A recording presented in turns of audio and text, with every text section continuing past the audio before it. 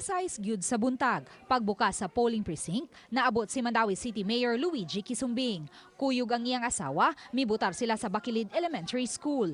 Nagtinguha si Quisumbing nga magpapili sa iyang ikaduhang termino.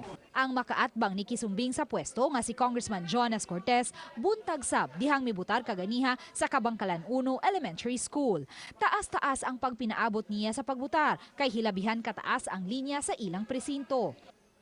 Laing midagan sa pagkamayor sa Mandawi City sila si Eric Fortuna o Guo Zanoria, isip mga independente.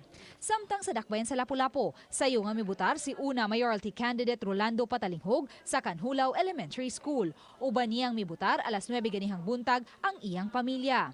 Samtang si Lapu-Lapu City incumbent Mayor Paz Radaza, kinsa magpapili pagkakongresista, mibutar pasado alas 11 ganihang buntag sa Mactan Elementary School. Uban niya